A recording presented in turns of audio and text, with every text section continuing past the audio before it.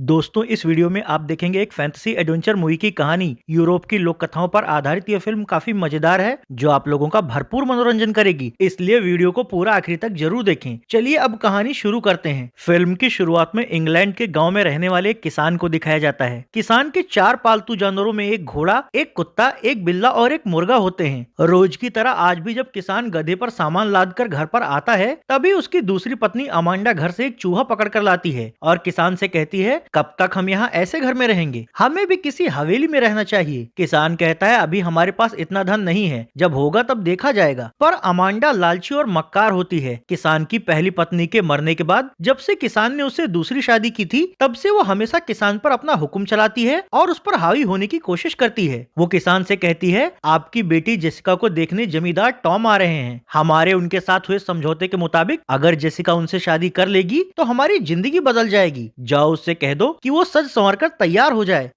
अगले सीन में किसान के गरीब नौकर मार्टिन को दिखाया जाता है। उसका ना तो कोई घर परिवार होता है और ना ही रहने का कोई ठिकाना। उसका सारा जीवन तो बस किसान का घर और खेत का काम देखने में ही गुजरता है। मार्टिन और किसान की पहली पत्नी की बेटी जेसिका एक दूसरे से प्यार करते हैं, लेकिन किसान और उसकी दूसरी पत्नी अमांडा को ये बात नहीं पता होती। आज भी जब मार्टिन दूध लेकर आता है तो वो और जेसिका रोज की तरह आज भी अस्तबल में छिपकर मिलते हैं और एक दूसरे से अपने प्यार का इजहार करते हैं। मार्टिन उससे कहता है, क्या हम बस ऐसे छिपकर ही मिला करेंगे? जेसिका कहती है, मैं भी तुमसे शादी करना चाहती हूँ, पर मेरे पिता और मेरी सौतेली माँ कभी मुझसे तुम्हारी शादी नहीं होने देंगे। किसान के चारों पालतू जानवर उन्हें प्यार जताते हुए देखते हैं। वो चारों ही किसान और अमांडा के बुरे बर्ताव की वजह से उन्हें पसंद नहीं करते, लेकिन मार्टिन और जेसिका हमेशा उन चारों का ख्याल रखते थे, इसलिए चारों उन दोनों से बहुत खुश रहते हैं। जिस दौरान मार्टिन और जेसिका प्यार जता रहे होते हैं, उसी दौरान किसान अपनी बेटी जेसिका को ढूंढते हुए वहाँ आता है, तो उसकी आवाज सुनकर दोनों चौकन्ने हो जाते हैं। किसान जेसिका से कहता है, जाओ जाकर सज धज कर तैयार हो जाओ, जमींदार टॉम शादी के लिए तुम्हें देखने आ रहे हैं। जेसिका कहती है, ना तो मुझे तैयार होना है और ना ही शादी करना है, क्योंकि मैं उन्हें पसंद नहीं करती। वहाँ खड़ा मार्टिन भी किसान से कहता है, जब ये उसे पसंद नहीं करती तो ये उसके लिए तैयार क्यों हो? इस पर नाराज किसान उससे कहता है, तुम नौकर हो, तुम्हें इससे क्या लेना देना? वैसे तुम यहाँ इसके साथ कर क्या रहे थे? किसान का शक बढ़ता हुआ देखकर जेसिका और मार्टिन घबरा जाते हैं। वहाँ खड़ा गधा ये बात भांप लेता है, इसलिए किसान का ध्यान बटाने के लिए वो अपने पैर से उछालकर एक पांचा किसान के पीछे घुसा देता है। इससे किसान अपने गधे पर भड़क जाता है। ये सब देख रहा मार्टिन किसान के पीछे से पांचा निकालता है। हालांकि अब इससे पहले कि किसान गधे को सजा दे पाता, उसकी पत्नी अमांडा आवाज देकर उसे बुलाते हुए कहती है, जल्दी आओ, जमींदार टॉम यहाँ आ गए हैं।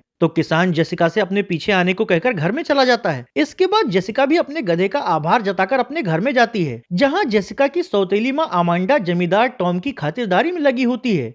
जेसिका के वहां आते ही वो टॉम से कहती है, ये रही हमारी बेटी। टॉम कहता है, मुझे ये पसंद है, मैं इससे शादी करने के लिए तैयार हूँ। जेसिका कहती है, लेकिन तुम मुझे पसंद नहीं हो, अपनी और मेरी उम्र में अंतर देखो, मुझसे 2 गुना ज्यादा है तुम्हारी उम्र। इस पर टॉम कहता है, इस बात से कोई फर्क नहीं पड़ता, तुम्हारे माँ बाप इस शादी के लिए तैयार हैं। उसकी बात का समर्थन कहते हुए अमांडा कहती है, हाँ जेसिका, तुम्हें शादी करनी ही होगी, तुम्हारे पिता भी यही चाहते हैं। ये कहकर वो किसान की ओर इशारा करती है, तो किसान भी वही बात दोहराता है। उनकी बात सुनकर जेसिका नाराज होकर उनसे कहती है, ये मेरी सौतेली माँ है, ये मेरी जिंदगी के फैसले कैसे ले सकती है, और आप भी इसके प्रभाव में आ गए। ये सब सुन रहा टॉम जेसिका से कहता है, तुमसे शादी करने के बदले में तुम्हारे माता पिता को एक बड़ा खेत और फार्म हाउस दे रहा हूँ। ये सुनते ही जेसिका चौंक जाती है और अपने पिता से कहती है, तो आप अपने फायदे के लिए मेरी शादी का सौदा कर रहे हैं? लेकिन मैं शादी बिल्कुल नहीं करूंगी, क्योंकि मैं मार्टिन से प्यार करती हूँ और उसी से शादी करना चाहती हूँ। उसकी ऐसी बातों से सभी लोग चौंक जाते हैं, जबकि टॉम उससे कहता है, तुम उस नौकर से प्यार करती हो जिसका कि खुद का रोजी रोटी का कोई ठिकाना नहीं है। जिसका कहती है, हाँ वो गरीब जरूर है, पर ईमानदार और दिल का अच्छा है। इतना सब कहकर वो घर से बाहर निकल जाती है। इससे नाराज अमांडा किसान से कहती है, देख रहे हो अपनी बेटी की हरकतें? अब वहाँ खाना खा रहा टॉम अमांडा से कहता है, मैं तुम्हें 1 हफ्ते का वक्त दे रहा हूँ, अगर 1 हफ्ते में जिसका शादी के लिए तैयार नहीं हुई तो मैं किसी और से शादी कर लूंगा, फिर ना तो तुम्हें मेरे बड़े खेत मिलेंगे और ना ही मेरा फार्म हाउस। इस पर अमांडा उसकी खुशामद करते हुए कहती है, आप नाराज मत होइए, हम जल्दी ही उसको शादी के लिए तैयार कर लेंगे। किसान भी उसकी हाँ में हाँ मिलाता है।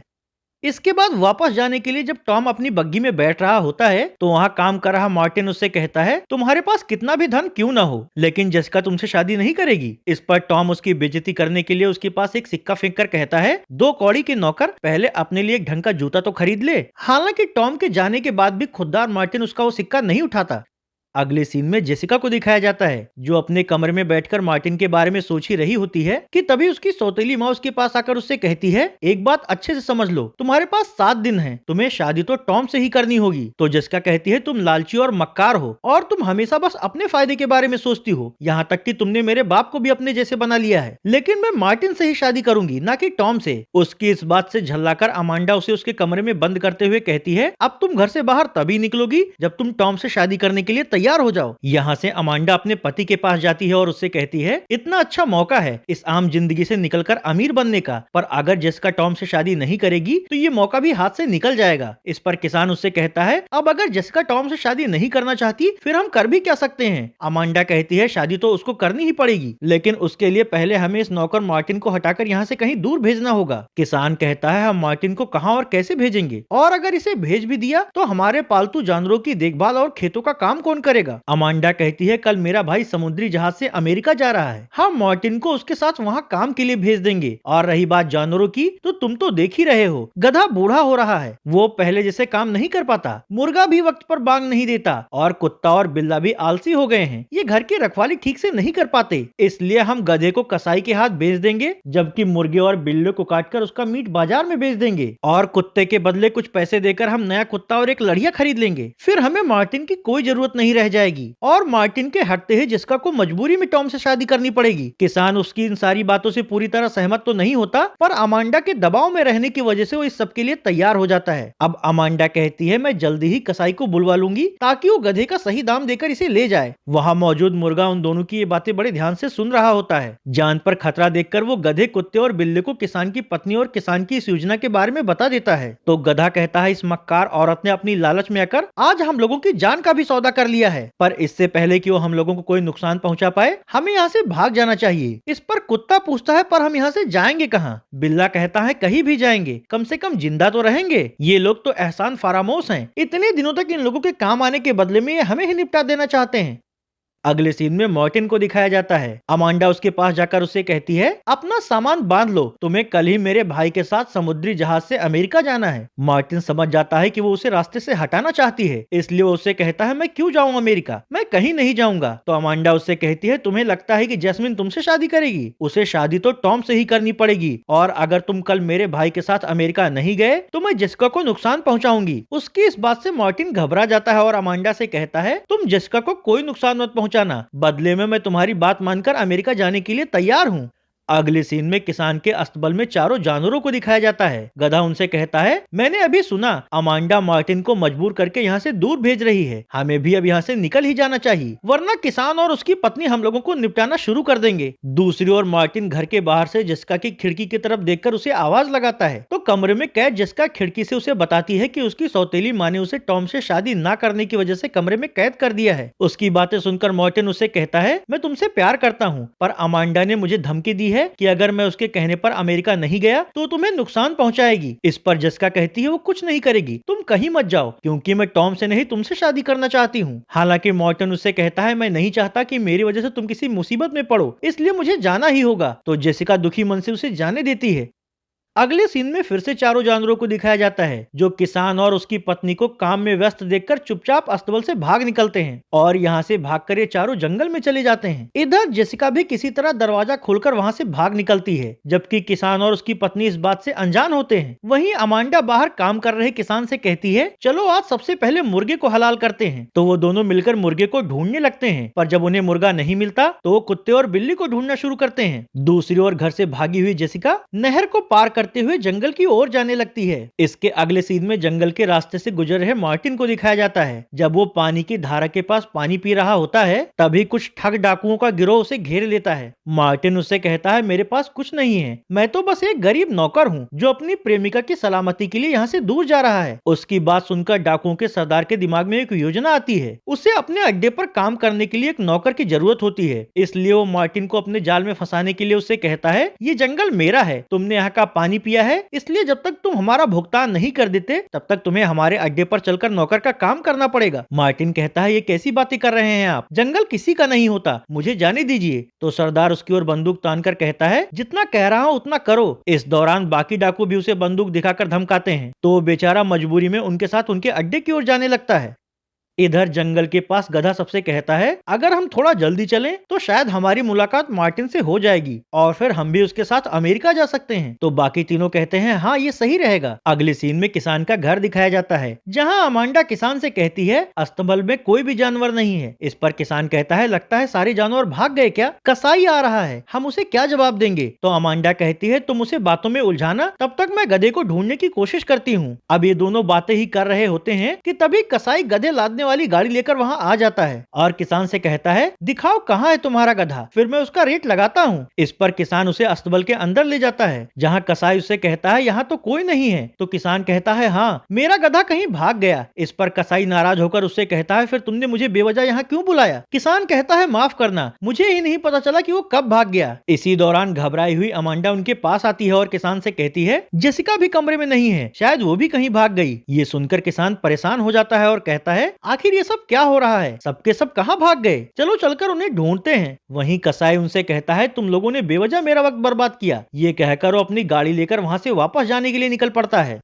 पर थोड़ी ही दूर चलने के बाद घास के मैदान के पास उसे गधे के मल की बदबू आती है। तो जमीन पर उतरकर गधे के पैरों के निशान देखता है और मन ही मन सोचता है अब मुझे किसान को कुछ नहीं देना पड़ेगा, अगर मुझे वो भागा हुआ गधा मिल भी गया तो उसे लेकर मैं यहाँ से कसाई खाने में चला जाऊंगा। इसी लालच में आकर कसाई अपनी गाड़ी लेकर गधे के पद चिन्हों के पीछे जंगल की ओर चला जाता है। इधर अमांडा अपने पति से बहस कर रही होती है, अगर जसिका इस हफ्ते तक हमें नहीं मिली तो जमींदार टॉम दूसरी लड़की से शादी कर लेगा, फिर हमारे हाथ कुछ भी नहीं लगेगा और हम ऐसे ही काम चलाओ जिंदगी जीते रह जाएंगे। तो किसान कहता है चलो उन्हें ढूंढते हैं। अगले सीन में जंगल के अंदर पहुंच चुके चारों जानवरों को दिखाया जाता है, जो चरते हुए बातें कर रहे होते हैं कि आखिर हमें ये कैसे पता चलेगा कि मार्टिन किस रास्ते गया है। जिस दौरान वो चारों बातें कर रहे होते हैं उसी दौरान वहाँ से गुजर रही जेसिका भी उनके पास आ जाती है। उसे देखकर वो चारों बहुत खुश होते हैं। तो जेसिका भी उन्हें दुलारते हुए पूछती है तुम लोग यहाँ क्या कर रहे हो। इस पर वो चारों उसे अपने अपने तरीके से इशारा करके अपनी जान का खतरा होने की बात बताते हैं। अब क्योंकि जेसिका उनसे घुली मिली थी इसलिए उनके इशारे समझ जाती है और उनसे कहती है मैं मार्टिन को ढूंढ रही हूँ ताकि मैं उसे समुद्री जहाज पकड़ने से पहले ही रोक सकूं। इसी बीच गधे को ढूंढ रहा कसाई भी वहां आ जाता है और छिपकर गधे को पकड़ने का मौका ढूंढने लगता है। इसके अगले सीन में मार्टिन और डाकुओं को दिखाया जाता है, जहां डाकू उसे अपने अड्डे पर ले जाते हैं। वहां वो लोग खुद तो आराम से बैठ जाते हैं और उससे कहते हैं यहाँ साफ सफाई करके हमारे लिए खाना और शराब तैयार करो। तो बेचारा मार्टिन डरकर वहां काम पर लग जाता है। इधर जंगल में जिसका आगे आगे तथा बाकी जानवर पीछे पीछे मार्टिन की तलाश में आगे बढ़ रहे होते हैं। इसी दौरान कसाई मौका देखकर गधे के गले में रस्सी डालकर उसे खींचने लगता है। हालांकि तभी कुत्ते की नजर उस पर पड़ जाती है, इसलिए वो भौंककर जेसिका को सूचित करता है। तो जेसिका बिल्ली को गोद से उतारकर गधे की तरफ जाती है और कसाई के हाथ से रस्सी खींचने की कोशिश करने लगती है, पर दुष्ट कसाई उसे धक्का देकर नीचे गिरा देता है। ये देख रहा मुर्गा कसाई पर झपट्टा मारता है तो कसाई उसे भी झिटक देता है। अब जिसका कुत्ते से कहती है तुम खड़े खड़े देख क्या रहे हो, तो कुत्ता गधे के गले में बंधी हुई रस्सी काट देता है। इससे रस्सी खींच रहा कसाई झटके से अपनी जानवर बंद करने वाली गाड़ी पर जा गिरता है। उसके गिरते ही गाड़ी का फाटक बंद हो जाता है और उसमें नधे हुए घोड़े उसे लेकर भाग जाते हैं। कसाई से पीछा छूट जाने पर इन सभी के जान में जान आती है और ये लोग मार्टिन को ढूंढने के लिए फिर से यहाँ से आगे बढ़ जाते हैं। अगले सीन में फिर से डाकुओं का अड्डा दिखाया जाता है, जहाँ मार्टिन डाकुओं के लिए खाना और शराब परोस रहा होता है। इस दौरान वो सरदार से कहता है मुझे जाने दीजिए। तो सरदार अपने साथियों के साथ उसका मजाक उड़ाते हुए कहता है अगर तुम चले गए तो हमारी सेवा कौन करेगा। इस पर लकड़ी काटने के बहाने मार्टिन अड्डे से बाहर निकलता है, पर जैसे ही वहाँ से भागने की कोशिश करता है उस पर नजर रखने वाला एक डाकू उसे पकड़ लेता है और उसे अपने सरदार के पास ले जाकर उनसे कहता है ये भागने की कोशिश कर रहा था। तो सरदार कहता है इसके हाथ पैर बांधकर इसे ऊपर के छज्जे पर डाल दो, जब भी हमें इससे काम करवाना होगा तब हम इसे खोल दिया करेंगे। तो सरदार के आदेश पर उसका आदमी उसके हाथ पैर और मुंह बांधकर उसे छज्जे पर फेंक देता है।